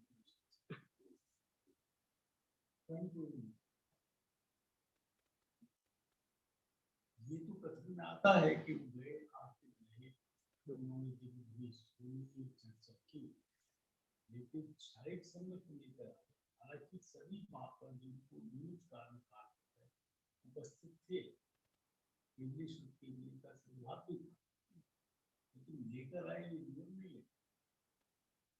लाखों जीव जाते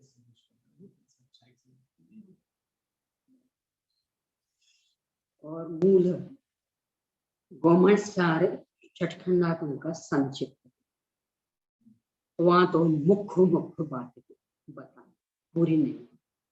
छठखंडा का उसका विस्तार है, इसमें आगे आने वाला 5 लब्धियों वाला प्रकरण आएगा और फिर उपशमना विधि और छपना विधि उसमें आएगा। गोमठसार तो संक्षिप्त।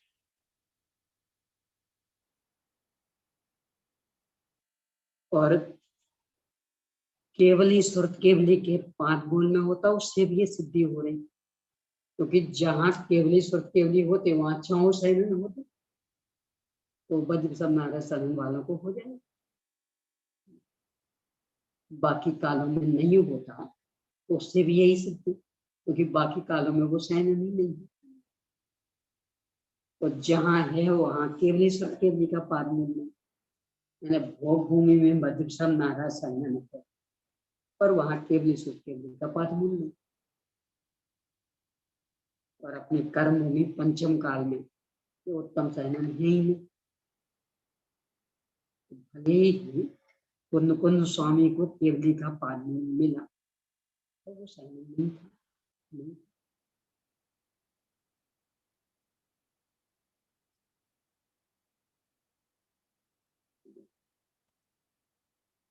तो एक ही है कि कषाय मंदता और तीव्रता ये सब कर्म में सापेक्ष, अपनी भी और दूसरों की, अपने भी कर्म से प्रेरित परिणाम, दूसरों के भी वो कर्म से प्रेरित परिणाम। तो अपनी मंदता को देख के अकड़ना नहीं, धर्मात्मा का भ्रम नहीं करना, तीव्रता को देख करके भी दीनहीन नहीं होना, दोनों कर्मात्मा। यही स्थिति दूसरों की, तीव्रता को देख के विराधना नहीं कर बैठना और मंदता को देख के धर्मात्मा मान के सिर पर नहीं चढ़ा। नहीं तो गीत मिथ्यात्व का पोषण है।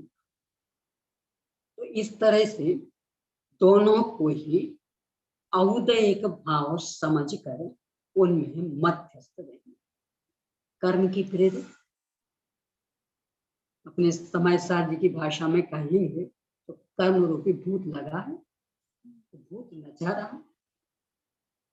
ये जो भूत लग जाते मतलब प्रभाव में आ गए। कभी कभी तो बहुत उपद्रव, नाम ले ले करके गाली देगा, बड़े से बड़े लोग वो समझ जाएंगे भूत। तो कभी कभी उसी उपस्थिति में एकदम नम्र, तो हाथ पर जोड़ेगा, माफ करना पैर पड़ेगा, पर बड़े बुरे समझते हैं तो भूत करवा दे। तो ना उसकी उन गालियों को सुन के परेशान होते और ना उसकी नम्रता को देख के खुश। क्यों? ये अपने वश में नहीं है, भूत परेशान कर। ऐसे मंद कषाय ये भी कर्म रूपी भूत करते हैं, और तीव्र कषाय ये भी कर्म रूपी भूत करते हैं। भूत के नचाए नच रहे, तो ना इसमें बड़प्पन मानना और ना दीनहीन। तो क्या करना? दोनों को मध्यस्थ रूप में स्वीकार करके दोनों से ही भेद ज्ञान कर। कोई सी भी कर्माधीन स्थिति में नहीं, मेरी ही नहीं, मैं उसका कर्ता धर्ता नहीं। इस तरह उसे भेद ज्ञान करना, ये पुरुषार्थ। क्योंकि अनंत अनंत जीव इसको करके पूर्ण निष्कर्षादि हुए, इसका मतलब ये प्रायोगिक मान। तो ऐसा नहीं समझना कि सब कषाय किए बिना तो रह ही नहीं जाता, तो कैसे निष्कषायी बन सकते? अनंत तो रह रहे हैं, अनंत तो सिद्ध भगवान सब जान रहे। अपना तो ये रहता ना कि देखो जाने नहीं तब तो हम शांत बने रहेंगे, पर आप कहो कि हमारे सामने सब होता रहे फिर हम शांत बैठे रहे, हमसे नहीं। अपने आदर्श कौन सिद्ध कर, तो देखे कर रहे सब कुछ जान रहे, सकल ज्ञान तदपि निजानंदरस्तु। यदि मार्ग प्रायोगिक है, हम नहीं कर पा रहे, ये हमारी कमजोरी। नहीं हो सकता ऐसा नहीं है, क्योंकि नहीं हो सकता होता तो अनंत तो नहीं कैसे। संख्या तो अनंत भगवान है, 12वें 11वें गुणस्थान वाले की संख्या, और सबने किया ही, हम नहीं कर पा रहे, इसमें अपनी कमजोरी स्वीकार। तो मार्ग ही अप्रायोगिक है ऐसा मत मान, क्योंकि अप्रायोगिक मान लेंगे तब तो कभी करने का प्रश्न ही खड़ा नहीं होगा। तो प्रायोगिक मानते रहेंगे पर हम नहीं कर पा रहे अपनी कमजोरी में, तो अपनी कमजोरी को मिटाकर करने की दिशा में सक्रिय होंगे। तो ये निर्णय करें कि अकषायी होने का मार्ग प्रायोगिक है। तो किसके बल पर? कि जो शाश्वत स्वभाव है वहां कषाय नहीं, प्रकट कषायों का भी वहां प्रवेश नहीं, यानी मूल स्वभाव में स्वयं भी कोई कषाय नहीं, और जो प्रकट कषाय हैं उनका भी वहां प्रवेश नहीं। यदि उसका अवलंबन लेते हैं तो ये प्रकट कषाय भी समाप्त हो जाती है। इसी के बल पर और कषाय प्रकट क्यों होती, इनने हमारा बुरा, इसलिए तो गुस्सा आएगा ना। अब जरा वस्तु स्वरूप देखो, कौन किसका बुरा करता?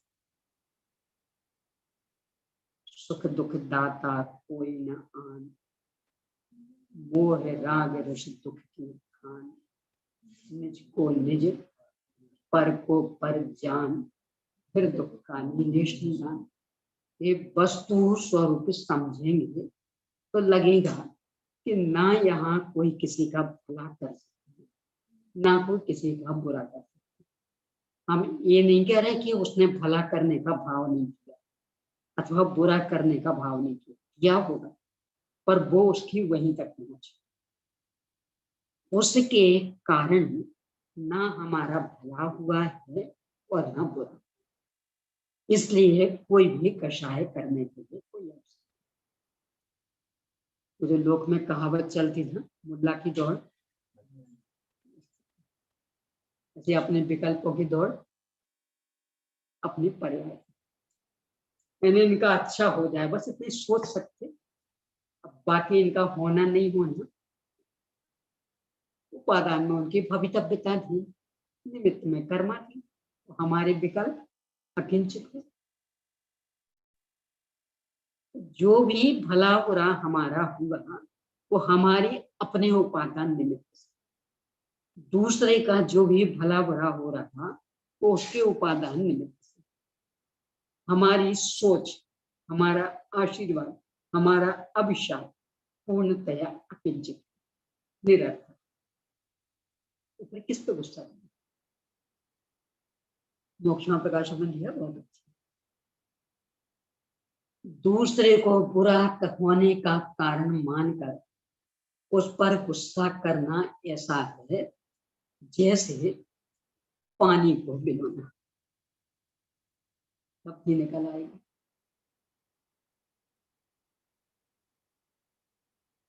अन्य ग्रंथों में तो ऐसा लिखा जैसे पत्थर से सिर फोड़ लेना, तब सामने वाला सुधर जाएगा।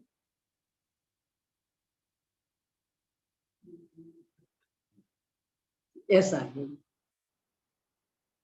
ये तात्विक चिंतन यदि करेंगे तो कषाय भी पैदा नहीं, यानी बाहर में कोई कारण है ही नहीं, तो अपने स्वभाव का आश्रय बाहर की सब परिस्थितियां अकर्ता दिखे कि इनने कुछ किया ही नहीं अच्छा बुरा, किस पर गुस्सा करें, किसका दुख करें, कौन क्या कर सकता है। इस तरह के परिणामों से कषाय पैदा नहीं होगी।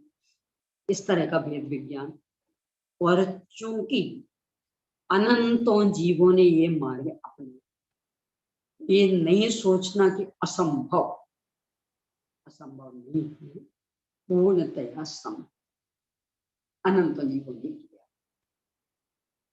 यानी यदि कोई बाधक है तो हमारा उल्टा सोच, हमारी उल्टी मान्यता, अन्य कोई बाधक नहीं। तो अपनी सोच बदले, कोई किसी का भला बुरा कर ही नहीं सकता, तो किसको लेके क्रोध करें और किसका दुख करें। ना कोई बुरा करने में समर्थ है, ना कोई भला करने में समर्थ। इस तरह के तात्विक चिंतन के बल पर जो आत्मोन्मुखी वृत्ति बनती, उससे कषाय का अभाव होता। जैसे जैसे स्वरूप स्थिरता बढ़ती जाएगी कषाय मिटती जाएगी। जहां 11वें में पहुंचे संपूर्ण कषाय दब गई, 12वें में गए संपूर्ण कषाय का अभाव दूसरा था। इस तरह से आत्मोन्मुखी पुरुषार्थ करने हेतु यह प्रकृति अपने को सदा मार्गदर्शन देता। ये अपनी चर्चा कषाय मार्गना के आगे ज्ञान मार्ग में।